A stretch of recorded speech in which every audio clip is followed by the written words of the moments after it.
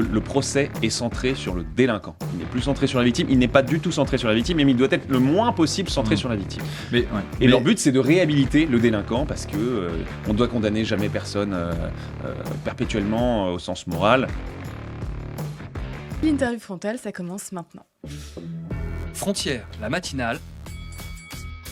L'interview frontale. Pierre Marisset, vous êtes directeur de l'Institut pour la justice. Merci de participer à cette interview frontale. Merci de m'avoir invité. C'est toujours un plaisir de pouvoir vous recevoir. Alors, c'est vrai qu'en tant que papa, ça doit être difficile aussi de se libérer, donc merci. Oui, tôt le matin, c'est parfois un petit peu difficile. Et Baudouin sait aussi ce que c'est. Là, on a deux papas avec nous, deux jeunes papas. Ma fille fait ses dents seulement, je sais pas pour Baudouin, mais... Ouais, elle aussi, elle est passée par là. Ouais, toujours difficile. J'ai pas encore ce rôle d'ailleurs, mais on en parlera d'ailleurs avec mon documentaire sur la natalité qui viendra. On en parlera un petit peu plus tout à l'heure. Messieurs. Alors on va parler de l'étude, du sondage que vous avez publié avec le CSA pour le compte de l'Institut pour la justice. C'est un sondage qui révèle que 89% des Français se prononcent en faveur d'une expulsion systématique des trafiquants de drogue de nationalité étrangère, témoignant d'un large soutien à travers le pays. Derrière ce chiffre, quand même 78% des sympathisants de gauche appuient cette mesure. Ce taux diminue à 56% parmi les électeurs de la France insoumise, mais ça reste une majorité, révélant toutes les divergences même au sein de la gauche. C'est un sujet brûlant, comme en témoignent beaucoup de discussions. Alors, est-ce que vous pouvez revenir sur cette proposition qui a été évoquée en commission parlementaire et portée par la députée RN Edwige Diaz ? Alors, en fait, vous avez peut-être suivi l'année dernière, il y avait une commission d'enquête au Sénat, menée par Étienne Blanc et Jérôme Durin, que nous connaissons par ailleurs. Étienne Blanc, un ami de l'IPJ depuis bien longtemps, et qui avait, vous vous souvenez peut-être, qui avait notamment interrogé les magistrats de Marseille, qui disaient que la guerre contre le narcotrafic était perdue ou était en train d'être perdue. Donc, suite à cette commission, il y a un peu plus d'un an, il y a une proposition de loi qui est sortie au Sénat, il y a déjà quelques semaines, quelques mois, et qui arrive là maintenant, enfin, elle a été votée par le Sénat, et elle arrive enfin devant l'Assemblée la semaine prochaine. Et donc nous, à l'Institut pour la justice, évidemment, parmi nos nombreux chevaux de bataille, on en a de très nombreux, la lutte contre le squat, etc., les peines planchées, enfin la construction de plaines de prison, etc., etc. Mais il y a notamment l'expulsion des criminels et des délinquants étrangers. Ça fait des années que nous, on a lancé une pétition qui a pratiquement 80 000 signataires, donc ça commence à faire assez nombreux auprès de nos adhérents. Et ça fait des années donc qu'on plaide pour l'expulsion des délinquants étrangers. Et donc là, au moment où la loi narcotrafic est examinée ou va être examinée devant l'Assemblée nationale, on s'est dit une fois de plus, c'est l'occasion une fois de plus de revenir sur un de nos dadas, à savoir l'expulsion des délinquants étrangers, et de le restreindre donc, parce que là, en l'occurrence, ça concerne le narcotrafic, de le restreindre aux trafiquants de drogue étrangers. Et donc, nous avons déposé un amendement avec Edwige Diaz, donc, qui est députée RN de Gironde, je crois.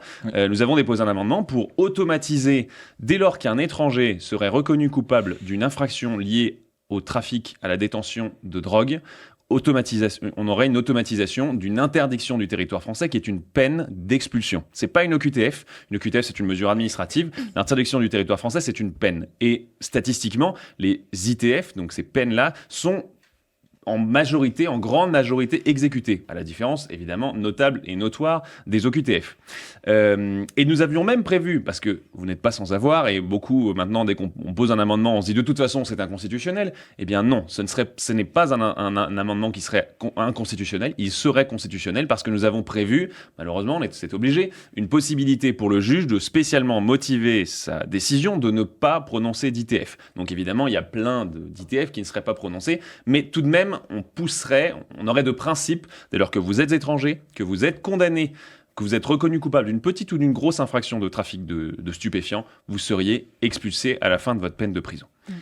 Et en commission des lois, donc la semaine dernière, c'était examiné en commission des lois, et nous avons eu le déplaisir de voir que tout le monde s'opposait, y compris le rapporteur qui est Éric Pauget, qui est un député qui par ailleurs a fait des très bonnes choses, qui est un député DR, droite républicaine, qui a donné un avis défavorable, avec les formes, d'autres avec beaucoup moins de formes, mais tout de même on a été quand même assez déçus, et donc nous allons là avec Edwige Diaz redéposer un nouvel amendement qui qui malheureusement, qui permettrait, on va dire, une adoption transpartisane, parce qu'évidemment, notre amendement automatique, si en commission des lois, il a tout le monde contre lui, il va jamais passer en séance publique. Et donc là, en séance publique, on a un deuxième amendement qui gradue sensiblement. Et donc là, ça concernerait uniquement les personnes les étrangers qui seraient reconnus coupables d'une infraction qui est punie de 10 ans de prison, donc les plus graves infractions du trafic de drogue. Voilà, c'est dommage, mais si au moins on avait ça serait déjà pas mal. Ce serait déjà un bon début. Et donc c'est la semaine prochaine. Ouais. Bon, on va suivre ça aussi avec Frontières. On voulait avoir aussi votre avis sur une prise de parole de Aurélien Lopez-Ligori, qui est député du Rassemblement national. On écoute tout de suite. Le Rassemblement national propose de rendre systématique l'interdiction du territoire français pour tout étranger qui sera coupable de trafic de stupéfiants. Alors que les étrangers représentent 8% de la population totale du pays, ils sont plus de 20% des mises en cause pour trafic de stupéfiants, selon les bilans statistiques du ministère de l'Intérieur. Alors, c'est toujours le débat dans ce genre de peine un peu planchée, parce que c'est un peu ça l'idée, c'est un trafiquant de drogue étranger, s'il est condamné, automatiquement il est expulsé. Ouais. On refuse cette non-individualisation des peines, mais par contre on l'accepte quand il s'agit de faire des aménagements de peine automatiques. Est-ce que ces députés qui ont rejeté en commission cette proposition de loi, cette proposition d'amendement, est-ce qu'ils ont conscience qu'il y a une contradiction incroyable actuellement dans le droit français et dans les décisions des juges ? Alors, je pense que si on leur met sous le nez, ils en auraient certainement conscience, mais je pense qu'ils sont bien contents de ne même pas y penser. En fait, vous savez, quand ils ont le pouvoir, les gens qui adhèrent, les députés, les élus qui adhèrent, et les politiques qui adhèrent à cette idéologie laxiste, ils ont le pouvoir. Donc pour eux, à partir du moment où on a le pouvoir, on trouve toujours une justification à ce qu'on fait. Eux, ils vont vous dire, là, typiquement sur les réductions de peine automatiques, alors pour bien expliquer, c'est que d'un côté, comme l'a dit Baudouin, vous ne pouvez pas être condamné à une peine planchée parce qu'on estime que c'est pas assez individualisé, parce que vous auriez une histoire particulière en tant que délinquant qui fait que, et le juge devrait avoir toute latitude pour prononcer la peine la plus laxiste possible. Donc d'un côté, on demande une individualisation à outrance, et d'un autre côté, ça n'existe plus maintenant, mais ça existait pendant très longtemps et ça n'a jamais posé problème à personne, et ça a été remplacé par quelque chose qui est très similaire. Ce sont les aménagements de peine automatiques qui donc permettent, peu importe votre situation, peu importe ce que vous faites, d'automatiquement aménager votre peine et réduire la durée de votre peine. Donc effectivement, j'expliquais juste ça pour que tout le monde comprenne bien. Merci de l'avoir précisé.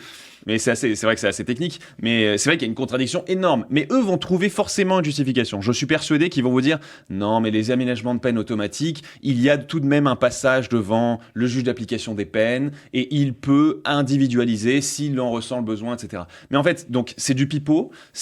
Mais comme ils ont le pouvoir, ils ont tout pouvoir pour modifier la loi depuis 40 ans, et c'est ce qu'ils font. Ils modifient la loi depuis 40 ans.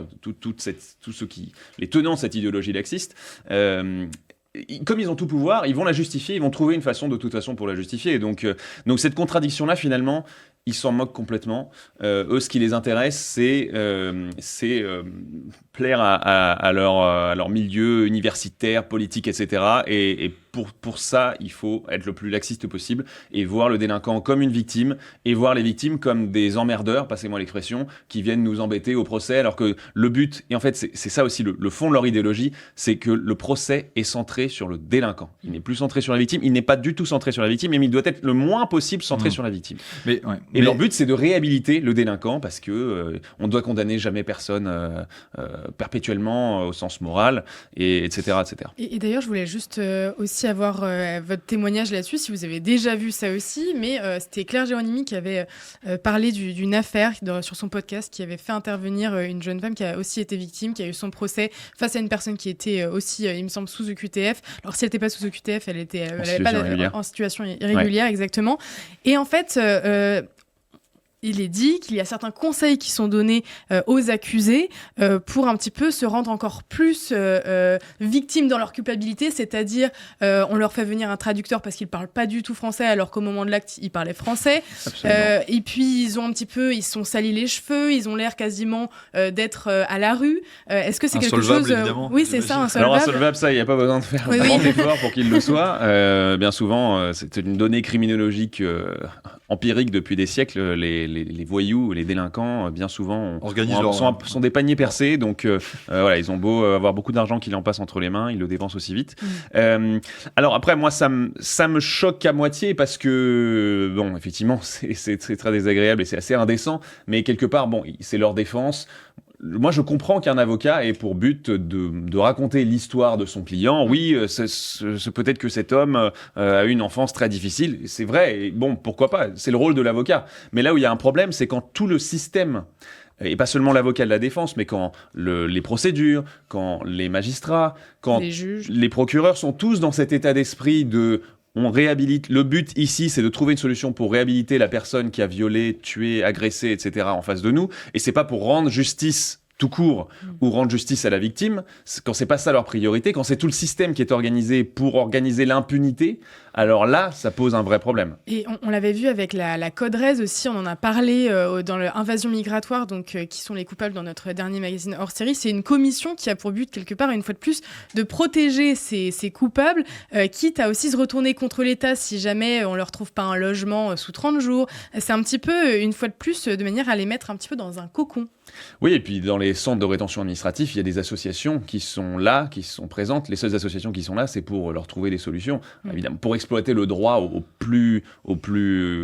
plus possible, pour leur trouver des solutions de sortie et de non-expulsion. Et c'est assez notoire que ces associations-là ont un accès direct aux personnes en rétention administrative dans les CRA. Donc, Pour en revenir au sujet, est-ce que le problème, il est peut-être pas plus en amont par rapport aux délinquants étrangers? C'est-à-dire que si la société française accueille un étranger et qu'on lui délivre un titre de séjour, est-ce qu'on ne l'incorpore pas à la société? Il a le droit de bénéficier d'un parcours judiciaire comme tout autre justiciable sur le sol français, et notamment de nationalité française. Alors moi, j'aurais envie de dire oui, quelque part oui. Le problème, c'est que toutes les institutions, et là on dépasse à mon avis le sujet de la justice, mais toutes les institutions de la Ve République aujourd'hui ne sont plus adaptées à la réalité, notamment migratoire. Par exemple, en termes de nombre, l'individualisation à outrance ne peut pas être efficace, ne peut pas fonctionner.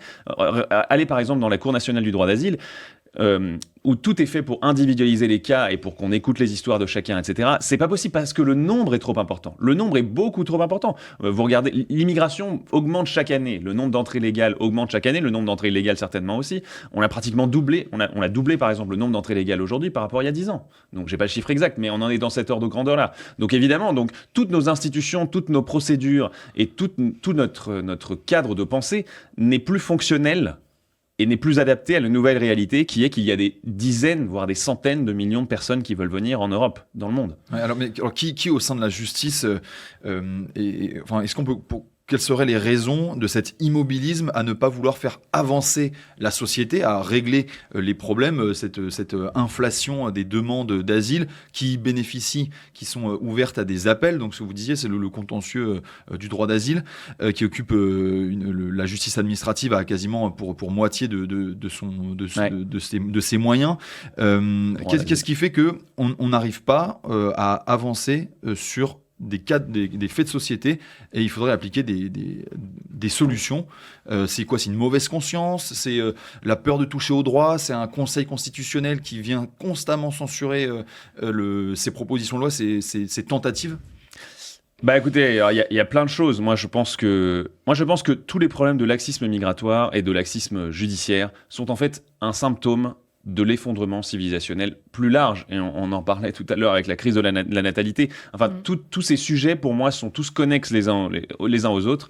Et le laxisme migratoire est un des symptômes de l'effondrement civilisationnel, donc qui peut se matérialiser par une mauvaise conscience personnelle en fac de droit, même dans les milieux universitaires. Le fait que la seule pensée à la mode, ce soit la mauvaise conscience, que ce soit la repentance. Voilà, la repentance et le centrage sur le délinquant, sur sa réhabilitation et pas sur les victimes et pas sur la justice, même au sens classique du terme. Tout ça, c'est pour moi un symptôme de l'effondrement civilisationnel. Et le laxisme judiciaire est et migratoire sont deux des symptômes les plus éclatants, les plus graves. Mais en fait, moi je pense profondément, et là je prête pas pour ma paroisse parce que nous l'IPJ on se bat vraiment sur ce sujet concret du laxisme judiciaire, mais pour moi le sujet est quand même beaucoup plus profond. C'est comment se fait-il qu'en un siècle, la France soit passée, vous prenez nos ancêtres il y a un siècle, c'était sabre au clair, on va conquérir n'importe quelle terre possible en vue. On craignait les tribunaux, du moins. Voilà, bon, alors, exactement, ça c'est sûr. On n'y passait pas 20 fois d'affilée. Non, à un moment donné, non. ça s'arrêtait. Ouais, à un moment donné, ça s'arrêtait de manière assez nette, si D'une vous me façon ou permettez. d'une autre. Voilà, mais pour moi, c'est un problème civilisationnel extrêmement profond qui fait que et parce que c'est un problème politique aussi. Hein. Certes, on a des magistrats qui ont une certaine idéologie et on a un milieu judiciaire. Je vous ai dit, dans le milieu universitaire, quand on est juriste, il y a une seule pensée qui est à peu près acceptable, c'est d'être laxiste, c'est le terme que je vais utiliser, mais c'est d'être laxiste. De Et vouloir c'est de la se centrer sur les réinsertion délinquants. plutôt que la répression ou la réparation même, parce qu'en fait la réparation du système judiciaire elle est très faible en France. Absolument. Mais donc passé, ça c'est dans le milieu universitaire, mais à la limite, donc c'est très vrai, c'est 100% vrai, c'est fait partie du problème, mais à la limite pour moi le vrai problème, il n'est pas là. Ce ne sont pas les magistrats qui décident de la loi. Il y a des articles dans le code pénal français qui disent que le recours à la prison ne doit être prononcé qu'en dernier recours, que la peine d'emprisonnement ne doit être prononcée qu'en dernier recours. Tout ça c'est la loi, ce sont nos députés élus par les citoyens qui ont mis en place cette loi. Et tout cet état de pensée. Vous savez, le code pénal actuel, qui est un code pénal qui, pour moi, est un code pénal laxiste, il date de 1994, il n'est pas si ancien. Il a été voté par des gens qui ont été élus par les Français. Donc, pour moi, le problème est avant tout politique. Et si jamais, je veux vous dire, hein, si jamais on avait par exemple la proposition de loi qu'on a dite, dont on a parlé, d'automatisation d'expulsion, si nos députés votent cette loi, les magistrats, même s'ils sont contre, vous savez, les magistrats, par nature, ce sont des gens, et tant mieux, et c'est même un peu pour ça qu'ils sont là, qui respectent profondément la loi et l'ordre établi. Donc, si on leur dit, vous avez une obligation de prononcer une expulsion du territoire dès lors que vous reconnaissez un étranger coupable de trafic de drogue, ils vont le faire. Évidemment, il y aura une petite minorité qui va faire n'importe quoi, mais la grande majorité va suivre. Donc pour moi, le problème est d'abord politique. Il faut que nos députés votent des peines planchers, votent des automatisations d'expulsion, votent des constructions de places de prison, parce que ça aussi, ça n'aide pas les magistrats à être plus fermes. Vous savez, tous les mois, les magistrats, dans le ressort de certaines cours, de chaque cour d'appel, reçoivent un mail qui leur dit « Ah bah regardez, dans la prison de votre cour d'appel, vous avez 146% d'occupation de votre prison. C'est quand même un message subliminal de ne mettez pas en prison. C'est pas les magistrats, ce ne sont pas les magistrats qui décident de ça. Ils le subissent d'une certaine manière. Et même les magistrats qui voudraient être fermes n'en ont pas la possibilité. On avait également un autre élément sonore pour continuer évidemment sur ces thèmes autour de la justice, ou du moins d'un problème de justice. C'est Vendin-le-Vieil et Condé-sur-Sarthe qui deviennent les premières prisons de haute sécurité. Les narcotrafiquants les plus dangereux, ils seront affectés à partir du 31 juillet. On écoute tout de suite les précisions du ministre de la Justice, Gérald Darmanin. Il ne s'agit pas simplement d'une prison, mais d'un nouveau régime de détention, beaucoup plus strict. La visio généralisée, par exemple, évitant ainsi les extractions de détenus. Le fait qu'ils puissent peu téléphoner, avoir des conditions de fouille extrêmement drastiques. Des travaux qui vont permettre d'isoler totalement la prison ici. Cette prison est extrêmement originale. C'est un changement radical dans la façon de fonctionner de l'administration pénitentiaire. L'intérêt de cette proposition de Gérald Darmanin, c'est que des narcotrafiquants condamnés qui sont dangereux ne soient pas mêlés à des détenus plus mineurs, plus de moindre infraction. Oui, sur le principe, c'est plutôt bien, c'est vrai. Lui, ce qu'il dit, c'est de plus basé sur les peines prononcées, mais sur la dangerosité. Effectivement, D'accord. Mohamed Amra, typiquement, il avait une peine pas très grave. On en revient encore une fois à mon amendement sur l'expulsion des délinquants étrangers. Mohamed Amra n'était pas condamné à une peine très grave. Donc, selon le nouvel amendement qu'on est obligé de déposer, il serait pas expulsé. Bon, en l'occurrence, il est français aussi, malheureusement, mais donc tout ça fait que on ne détecte pas toujours très facilement. La justice ne condamne pas toujours au niveau de la dangerosité réelle, mais elle condamne des actes, et ça, à la limite, c'est normal. Et donc, lui, ce qu'il dit, c'est qu'on va mettre ensemble les gens selon leur dangerosité, et donc adapter le régime carcéral selon la dangerosité, et pas selon la peine à laquelle ils ont été condamnés. Pourquoi pas ? Moi, je trouve que c'est plutôt une bonne mesure. Maintenant, pour moi, c'est ça le problème, c'est qu'on ne parle que de ça maintenant. Le ministre de la Justice ne parle que de ça depuis début janvier. Or, ça ne changera absolument pas fondamentalement le problème de la justice. J'ai coutume de dire, je suis pas le seul, mais j'ai coutume de dire qu'il faut, en matière judiciaire, une révolution pénale. Il faut tout changer de la cave au grenier. Donc, oui, on peut regrouper les principaux narcotrafiquants dans une prison, c'est certainement une bonne chose. Mais malheureusement, je constate que ça occulte et ça prend toute la place de la communication du ministre alors que ce n'est pas une solution qui va régler les problèmes, 99% des problèmes auxquels sont confrontés les Français du quotidien. Ça, c'est une réaction, l'affaire Amra. Pourquoi pas, c'est plutôt bien, mais ça me paraît complètement insuffisant. Il y a beaucoup de petits trafiquants qui, en prison, ils voient pendant leur court séjour, s'ils tentaient d'arriver en prison un jour, c'est une occasion commerciale. Souvent, c'est ce qu'un documentaire avait montré qui s'appelait La drogue jusque dans nos campagnes, ou quelque chose comme ça. Ils expliquaient qu'en fait, les trafiquants souvent trouvent une aubaine pour augmenter leur trafic en prison. Ça, est-ce que c'est l'occasion d'éloigner non seulement des trafiquants qui ont l'influence, qui soient dangereux, mais aussi des systèmes de corruption comme on a assisté récemment en prison avec des gens qui sont puissants, dangereux et qui réussissent à corrompre jusqu'à des encadrants et de personnel de pénitentiaire. Oui, certainement, mais moi je pense que c'est une bonne mesure, c'est une plutôt bonne idée, hein. C'est plutôt une bonne idée, et je rappellerai quand même dans l'ordre en prison, c'est pas du tout un sujet banal. Je renvoie tous les auditeurs à ce qui se passe en Équateur depuis à peu près 1 an. En Équateur, c'est un nouveau narco-État où les narcotrafiquants ont pris le contrôle de l'État et sont en guerre contre l'État depuis à peu près 1 an. C'est vraiment une catastrophe ce qui se passe en Équateur, alors que c'était un des pays les plus calmes d'Amérique du Sud. Et tout a commencé en prison. C'est en prison que les narcotrafiquants, déjà, pouvaient faire venir qui ils voulaient, ils organisaient des conférences de presse, etc., etc. Et c'est en prison, il y en a même un, je crois, qui a annoncé sa candidature à l'élection présidentielle en prison.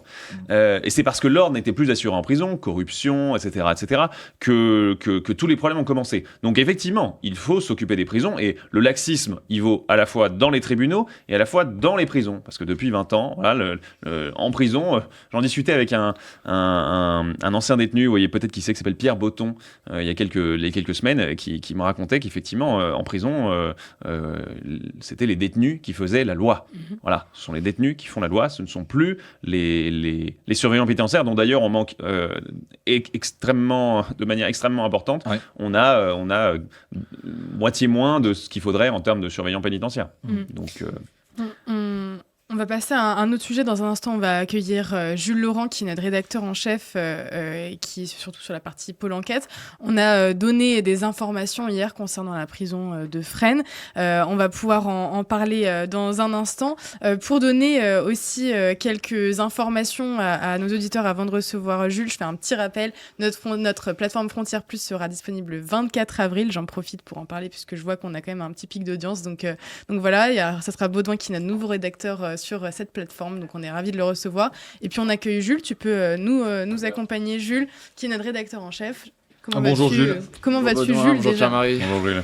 Je vais te laisser présenter ce qu'on a donné comme information hier, puisque c'est toi qui t'es occupé avec Damien Rieu de cette affaire. Tout à fait. Hier, on a publié un article et aussi une vidéo qui va, en fait, je pense que c'est un précédent dans les médias. C'est la première fois qu'un média publie la liste des prisonniers de Fresnes. C'est-à-dire que c'est la liste des prénoms et des noms. Et on a pu, en fait, vous savez, faut reposer le contexte dans tout ça. C'est-à-dire que c'est Damien Rieu qui a récupéré cette liste aujourd'hui des prénoms et des noms actuellement en mars des prisonniers de Fresnes. Et vous savez, la prison de Fresnes, elle est en état de surpopulation carcérale. C'est pas Pierre-Marie Sèvres que je vais l'apprendre. On a autour de 1300 à 1336 places selon différents rapports du ministère de la Justice. Et aujourd'hui, il y a 1909 détenus dans la prison de Fresnes. Donc vous voyez que c'est un état de surpopulation. Et donc en fait, ce qu'on a essayé de faire, ce qui était intéressant, c'est de voir justement quelles sont les récurrences de prénoms qui vont justement venir en fait être représentés et surreprésentés au sein de cette prison. Donc on a fait différentes statistiques à travers les prénoms. Et donc le premier axe de surreprésentation, ce sont des prénoms qu'on appelle de tradition musulmane. Donc ce sont des prénoms qui sont référés sur des sites communautaires par rapport justement au Coran. Et on a aujourd'hui 53,2% des prénoms dans la prison de Fresnes qui sont des prénoms de tradition musulmane. Donc c'est une première surreprésentation qui est énorme parce que sur les 1909 détenus, vous avez donc 1016 prénoms, simplement les prénoms qui sont donc de tradition musulmane. On a une deuxième surreprésentation. Vous savez, ça c'est un marronnier, on en parle souvent dans les médias. Est-ce qu'on a une surreprésentation des extra-européens ? Alors nous, c'est pas les extra-européens, mais en tout cas c'est les noms qui sont d'origine extra-européenne. On a regardé justement ces noms d'origine extra-européenne et on a 1239 détenus qui possèdent un patronyme extra-européen. Alors, si vous vous rappelez les chiffres que j'ai donnés au début, vous savez que les capacités de la prison de Fresnes, à la base, c'est 1300 places. Donc ça veut dire que rien que ces patronymes extra-européens remplissent les 1300 places uniquement prévues pour la prison de Fresnes. Si jamais je vais dans le détail des chiffres, on a aussi regardé simplement les personnes qui ont un prénom et un nom de famille français, mais vraiment de tradition française. On est aujourd'hui à 22,8% de l'occupation des places, soit 436 détenus sur les 1300 places d'origine. Donc on voit que les prénoms de tradition française, avec un nom de famille de tradition française également, sont une infime minorité aujourd'hui par rapport à les noms de famille qui sont extra-européens. Donc à travers justement aussi les noms extra-européens, on s'est penché pour savoir, parce qu'il faut voir comment on l'a fait, c'est-à-dire qu'on a considéré en noms européens les noms qui étaient d'Europe du Sud, d'Europe de l'Est. On a fait une inclusion assez large. Les noms qui étaient d'Europe du Sud, ça inclut donc les noms qui viennent d'Amérique du Sud. On a pris ça, et les noms aussi qui sont à consonance américaine. On a utilisé la méthode Fourquet sur ce rapport-là, et pour arriver justement à donc les noms qui sont extra-européens, ce qui nous permettait de dégager que aujourd'hui, par exemple, les premiers noms qui reviennent au sein des noms extra-européens, ce sont les noms traditionnellement issus du monde arabe, qui représentent 677 individus au sein des noms extra-européens. Donc, de là, on peut en dégager quelques tendances, c'est-à-dire qu'on a effectivement une surreprésentation aujourd'hui dans la prison de Fresnes des prénoms qui sont de tradition musulmane, et on a également une surreprésentation dans la prison de Fresnes des noms qui sont extra-européens. Donc on voit que cette question du sujet de la surpopulation carcérale, il est quand même lié, sans qu'on puisse faire... là, on se base sur des listings de noms d'un document qui a été récupéré, dont on a donné des preuves. Il est quand même lié à, du moins, une origine du prénom et du nom. Alors si je peux lancer ma question, est-ce que c'est dû à une représentation donc évidente de l'immigration, des personnes issues d'immigration, ou c'est un système judiciaire pénal très très très raciste? Devinez la réponse. Non, évidemment, c'est évidemment le fait d'une immigration très importante. Moi, j'ai tendance à dire que l'augmentation de l'insécurité, c'est la conjugaison de deux phénomènes, qui est à la fois le laxisme judiciaire, qui s'applique à tout le monde, et qui s'applique y compris à des Français. On a beaucoup de cas où des Français d'origine bénéficient du laxisme judiciaire et donc récidivent, etc., etc. Mais évidemment, donc ça c'est le premier point, c'est le laxisme judiciaire. Quand il est conjugué à une immigration massive et dérégulée, parce qu'on n'est pas du tout dans l'immigration choisie en France, c'est complètement dérégulé, c'est une immigration essentiellement familiale depuis 40 ans. Donc quand c'est conjugué à une immigration massive, évidemment, voilà les deux mamelles de l'augmentation de l'insécurité. Et donc voilà, ça n'a rien d'étonnant. Et d'ailleurs, moi je trouve ça très amusant, parce que vous avez dit, je crois, 53%, c'est ça, exactement, pour les détenus avec des prénoms de tradition musulmane. Exactement. Moi, j'avais lu il y a quelques années, il n'y a pas si longtemps, un livre passionnant qui s'appelait Prison de France, d'un sociologue qui s'appelle Farhad Khosrow-Khavar, et qui avait fait une estimation entre 40 et 60% des détenus d'origine musulmane en prison, lui-même étant d'origine de manière musulmane générale iranienne. En France. Oui, de manière générale. Donc, il se trompait quand même pas vraiment. C'est vraiment dans les chiffres. Donc, ça n'a rien d'étonnant. Je pense que c'est des chiffres qui sont hyper intéressants de voir enfin avec précision. Mais c'est des chiffres qui n'étonneront absolument personne. On sait tous, à partir du moment où on a un tout petit peu de sens de l'observation, que l'immigration est surreprésentée dans la criminalité, la délinquance. Et puisque nous avons une grande partie de notre immigration qui est issue de pays musulmans, évidemment, on a beaucoup de musulmans en prison. On a ce qui est intéressant, c'était aussi la démarche, c'est-à-dire qu'il y a quand même une opacité aujourd'hui des administrations pour connaître en fait des chiffres, c'est-à-dire que même que ce soit par exemple, vous pourrez voir les plateaux halal, d'autres choses qui permettraient aujourd'hui en fait d'avoir des informations, mais nous c'est aussi cette démarche-là journalistique qu'on a essayé de mettre en avant, c'est-à-dire que il est impossible aujourd'hui en fait d'avoir des chiffres si ce n'est d'utiliser les procédés qu'on a utilisés, donc récupérer un document qui vient en fait avoir une liste de prénoms. Et je précise vraiment que en plus ça c'est la liste de mars, qu'on est à la prison de Fresnes, donc c'est des courtes peines, donc c'est des choses qui sont amenées après à évoluer, à changer assez rapidement. C'est pour ça qu'on a utilisé une liste très actuelle, celle de Fresnes, mais c'est intéressant parce que je me souviens que avec Éric Tegner, on était allé à la prison des Baumettes, on était allé à Marseille, on avait pu la visiter, et c'est vrai que à l'intérieur en fait, bon, il suffit déjà visuellement en fait d'arriver dans une prison pour comprendre déjà l'ampleur de l'application des extra-européens dans la criminalité et donc que ça se répercute en prison parce qu'en fait tout ça ne s'arrête pas aux portes du commissariat. Enfin, je veux dire, l'insécurité s'arrête pas aux portes du commissariat, ça continue jusque dans la prison. Et c'est vrai qu'on nous avait on avait posé cette question, en fait, comment ça se passe pour tout ce qui est officine religieuse et tout. Et ils avaient dit qu'ils avaient ouvert une salle, qui était une salle neutre dans laquelle tout le monde pouvait aller prier, mais qu'elle était en réalité dédiée aux personnes musulmanes parce qu'elles étaient majoritaires tout simplement à la prison des Baumettes.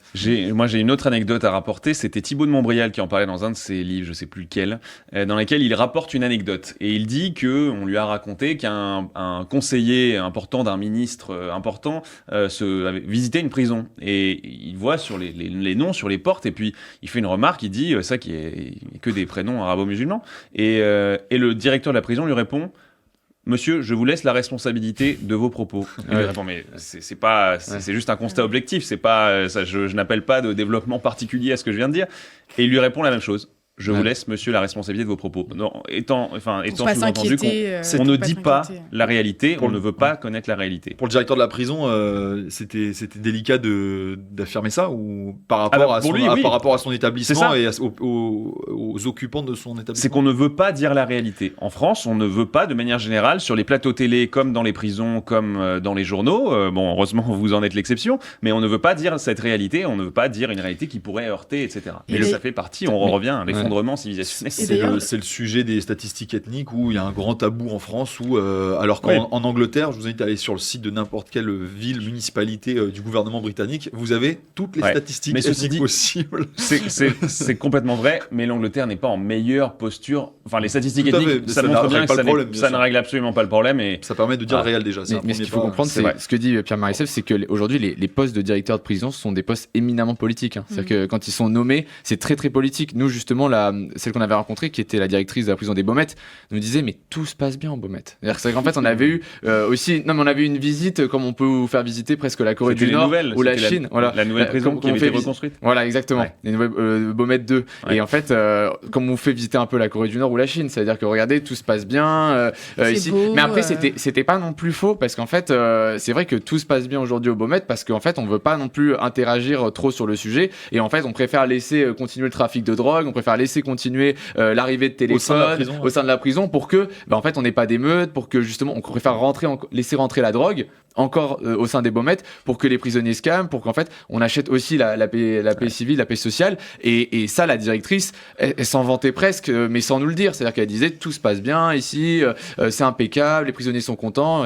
Mais à la fois on est la surveillance est laxiste pour acheter le calme, mais à la fois il y a même au-delà de ça, vous avez entendu parler, il y a eu une toute petite polémique avec Salah Abdeslam qui aurait eu un enfant. Oui. Bon, apparemment il me semblerait que ça n'est pas vrai, mais c'est vrai pour Nordal Lelandais. Il y a moins d'un an. Nordal Lelandais, on en parlait, il est devenu père il y a moins d'un an. Pourquoi Nordal Lelandais, pour rappel, qui avait donc enlevé une petite fille à un mariage et qui serait d'ailleurs aussi coupable d'autres crimes. Absolument, du meurtre du caporal Arthur Noyer. Mais donc, s'ils arrivent à avoir des enfants avec des femmes alors qu'ils sont en prison, c'est qu'ils ont accès à des appartements, qui s'appellent des unités de vie familiale. Et là, ce n'est pas la surveillance qui est laxiste, c'est la loi qui a offert à tous les détenus ces unités de vie familiale. Donc cette idéologie-là, elle est à la fois dans l'opérationnel de la surveillance et dans le législatif avec nos députés. Pour rebondir sur ce que Jules disait il y a un instant et sur ce que vous dites, Pierre Marissef, pardon, de Jules, concernant les unités de vie familiale et toi tu parlais des endroits où on pouvait prier en toute liberté, moi j'ai envie de savoir si on pourrait remettre en question aussi l'humanité de certaines personnes, notamment quand on voit... Non, mais c'est une question aussi, notamment pour cette personne, donc Salah Abdeslam, qui avait été donc l'un des terroristes du 13 novembre. Est-ce que on peut considérer que ces personnes sont encore en droit d'avoir certains droits ? C'est le but de la prison au départ, mais bon. Oui, mais c'est une question. Je pense que la question, c'est pas de remettre leur humanité en question, mais par contre, d'avoir un régime peut-être plus ferme, plus strict, ça pourrait être adapté. Parce que les unités de vie familiale, moi, je suis désolée, mais ça me pose problème qu'une personne ait accès à ce genre d'endroit. Ne devrait pas bénéficier des droits, et puisse rencontrer une femme. Et puis, il faut savoir aussi, pour remettre dans le contexte, pour Salah Abdeslam, il a reçu plus de 100 demandes de femmes qui sont radicalisées, qui étaient sous le charme, un peu comme pour les histoires de tueurs en série, où c'est des femmes qui sont complètement matrixées. Et c'est un grand classique, mais je trouve ça inadmissible. Oui, complètement. Mais vous savez, ça remonte notamment, je crois que c'était Valéry Giscard d'Estaing qui avait dit ça dans les années 70, et c'est un petit peu aujourd'hui la philosophie qui a encore cours, qui est, en prison, on fait toute sa peine, mais rien que sa peine. Et ce qu'il entendait derrière, c'était... Les conditions de vie doivent être exemplaires en prison. Oui, ils vont en prison, donc ils n'ont plus de liberté, mais ça ne doit pas s'accompagner de manque de tout un tas de choses diverses et variées. Mais le problème, c'est que quand on tire ce fil au bout d'un moment, il n'y a plus de différence entre l'extérieur et l'intérieur. Et parfois même, à certains égards, c'est plus avantageux pour des trafiquants, peut-être, c'est parfois le cas, c'est plus avantageux d'être en prison. Parce qu'on a effectivement des opportunités de business, comme on en parlait tout à l'heure, comme parce qu'on est protégé quelque part de la police. Quand on est en prison, vous savez que les surveillants pénitentiaires n'ont pas le droit de vous mettre sur écoute. Et vous pouvez passer des appels de trafic très facilement. Donc voilà, on a tiré le fil. Ce sont les mêmes principes qui fonctionnaient et qui étaient à peu près corrects il y a 40 ans, 50 ans, aujourd'hui, qui ne sont plus du tout adaptés à la réalité. D'ailleurs, toujours pour parler, Anders Breivik en Norvège, qui est l'auteur d'un attentat et d'un massacre sur l'île d'Utøya, a un animal de compagnie, une console, il passe des diplômes, il a un duplex en prison. En France, on pensait que Salah Abdeslam souffrait vraiment de sa détention, mais bon, en l'occurrence, il devient. Vous vous souvenez qu'il a une salle de sport. Nordal le Landais, en tout cas. Mais Salah Abdeslam, il me semble qu'on avait dit, il avait une salle de sport. On avait aménagé une salle de sport dans la cellule à côté de la sienne pour qu'il y accède, donc une salle de sport privée. Et il y a une autre affaire qui a et il coûte très cher. Oui, 500 000 euros, je crois, par an plusieurs centaines de de personnel. Ouais. Il y a une autre affaire comme ça, c'est des tablettes numériques diffusées, distribuées en prison pour un coût de 145 millions d'euros. Vous avez évoqué l'organisme qui était à l'origine de cela, c'était le contrôleur général des lieux de privation de liberté. Est-ce que vous nous parlez de ce bidule, comme vous l'avez appelé sur X?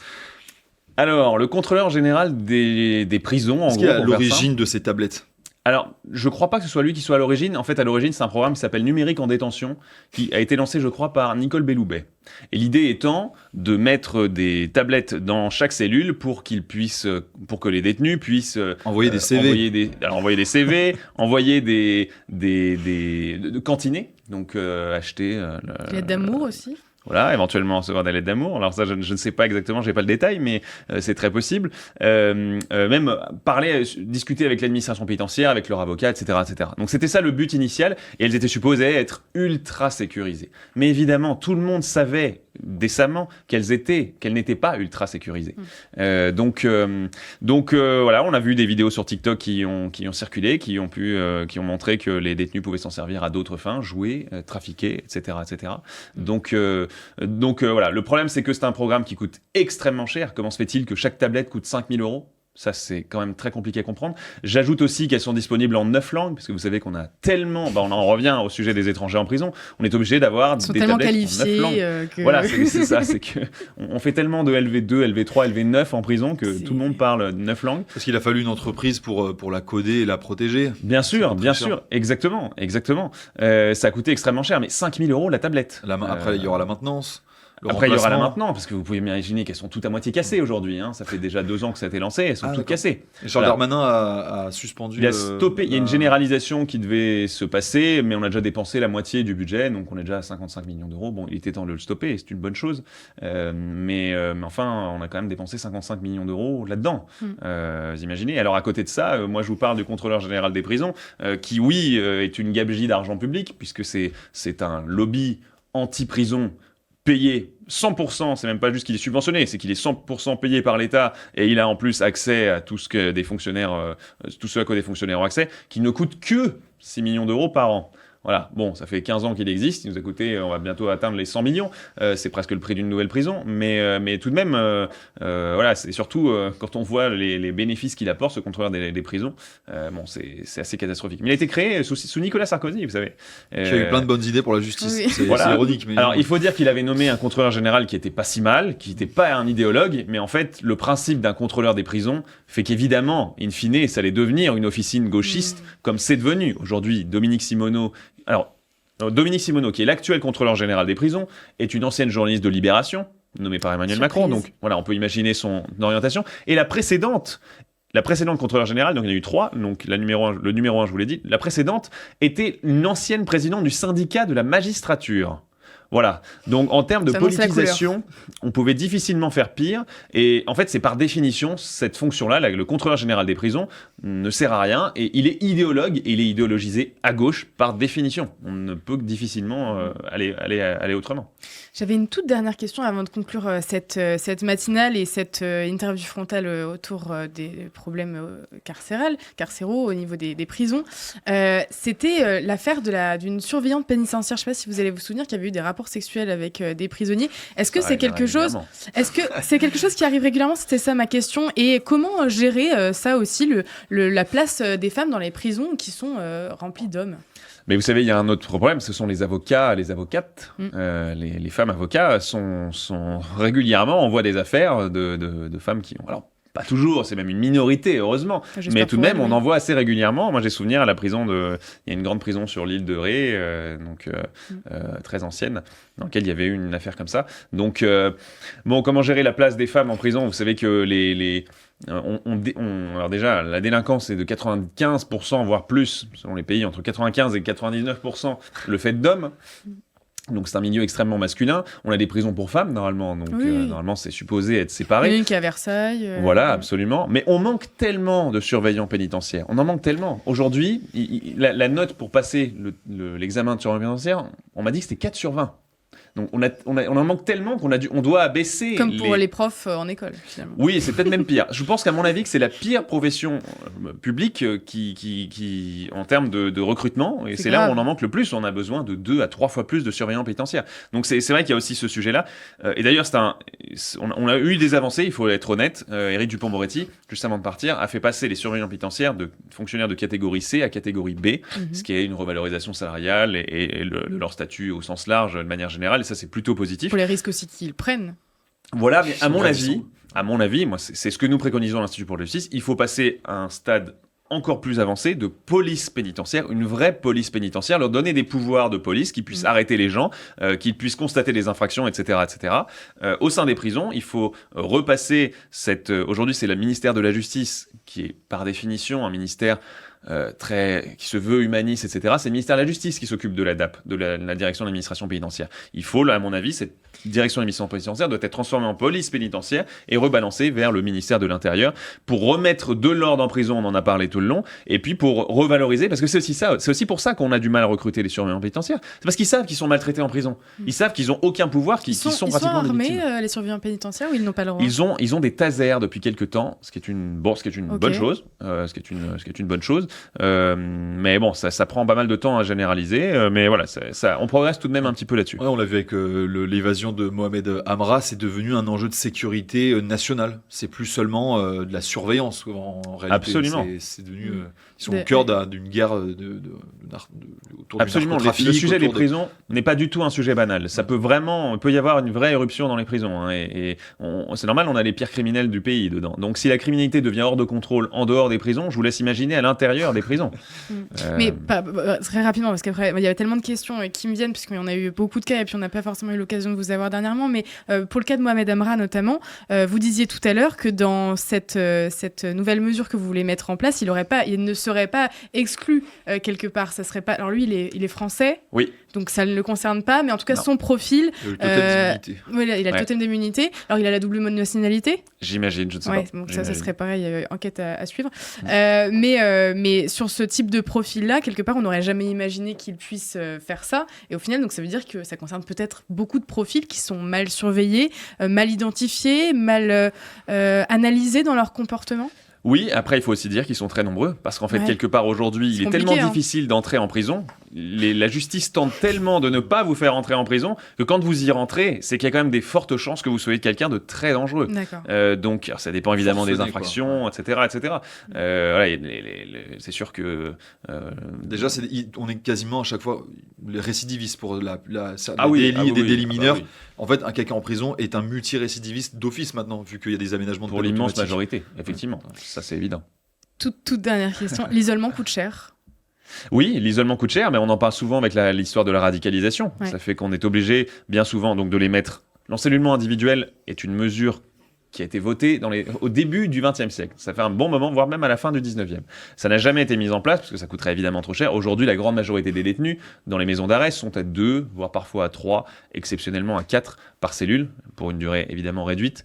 Mais quand on a des radicalisés, ils doivent être tout seuls, parce qu'on ne veut pas justement contaminer tout le monde. Et même souvent, on essaye de faire en sorte que les cellules autour soient vides, pour qu'il n'y ait pas de passage de messages, parce qu'évidemment, par les fenêtres, par les murs, etc., on peut faire passer des trouver messages. tous les stratagèmes, c'est très minutieux. Absolument, bah là, ils font preuve d'une grande créativité, ça c'est de vrais certain. ingénieurs, comme a dit la rumeur. Mais la radicalisation, en effet, empire clairement, et l'isolement coûte cher, parce qu'on manque de places de prison, et l'isolement demande aggrave le problème de la suroccupation, c'est le terme que je préfère à surpopulation, parce que la population carcérale, pour moi, n'est absolument pas trop élevée, elle est même largement inférieure à ce qu'il faudrait, mais on a une suroccupation de nos prisons, puisque le nombre de places est inférieur et effectivement trop peu élevé par rapport à l'occupation de ces prisons et à la population carcérale. Mais c'est le nombre de places qu'il faut augmenter, ça n'est pas faire baisser la population carcérale. Ce qu'a fait un peu beaucoup de gouvernements auparavant, en fait. Voilà, exactement, c'est qu'ils n'ont fait que ça. Ils n'ont fait que ça. Et ils ont fait que promettre la construction de prisons pour de nouvelles places aussi. Promettre des places et finalement ne pas les construire, comme Emmanuel Macron qui en avait promis 15 000 en 5 ans. On est au bout de 8 ans, on est à 3 000. Et l'objectif a été abandonné. Voilà. Ils arriveront à 5 000, je crois. 5 000, 7 000. En fin de mandat peut-être, en fin de deuxième mandat. Voilà. Et sachant par ailleurs... En 10 ans, c'est bien. Autre chose de très amusant, moi j'ai retrouvé un tweet assez amusant d'Emmanuel Macron dans la campagne de 2017. Il disait « Toute peine prononcée doit être exécutée ». Alors là, on se demande s'il savait ce qu'il écrivait, enfin ce que son community manager écrivait, parce qu'aujourd'hui on en est tellement loin, si on exécutait toutes les places de prison, toutes les peines de prison, mais il nous faudrait 200 000 places. La France serait le Salvador. Absolument, mais là on n'aurait plus d'insécurité. Mais il faudrait qu'on soit le Salvador, qu'on soit... Mais c'est tout dirigé par le président. Moi, j'aurais été à l'Institut pour la justice en 2017, j'y étais pas, mais je l'aurais applaudi dès demain, parce que c'est effectivement ce qu'il faut faire. Il a raison, toute peine prononcée doit être exécutée. Et c'est ce que l'immense majorité des Français veut. Mais au final, on en est, mais il n'a même pas essayé d'atteindre cet objectif-là. On espère qu'un jour on aura une émission spéciale justice. Ouais, en comparant aussi peut-être, comme tu l'as dit Baudouin, à Bukele avec le Salvador, qui est finalement un des grands exemples au niveau carcéral de la manière dont on peut réduire en un claquement de doigts quelque part, en construisant énormément de places. Alors c'est sûr, les conditions de vie sont un petit peu différentes de celles de prison. Ils peuvent pas jouer et aller faire du kart, et encore oui, mais c'est vrai qu'ils ont quand même pas les mêmes activités. Mais c'est pas complètement inhumain. Ils sont à plusieurs. Les détenus, vous savez, ils aiment pas être tout seuls dans leur prison. La grande majorité des détenus, ils veulent être à plusieurs. Il faut libérer toute cette énergie masculine et toxique alors là, dans le sport. Pourquoi pas casser quelques cailloux. Bon allez, on va finir cette matinale, on va la conclure. Juste avant, on va recevoir Guillaume pour le flash des actualités. Je vous rappelle, chers auditeurs, que la plateforme Frontières Plus sera disponible le 24 avril avec Baudouin Wesselman qui sera notre rédacteur sur ce nouveau format. C'est ça. Exactement. On a très très hâte de vous présenter tout ça.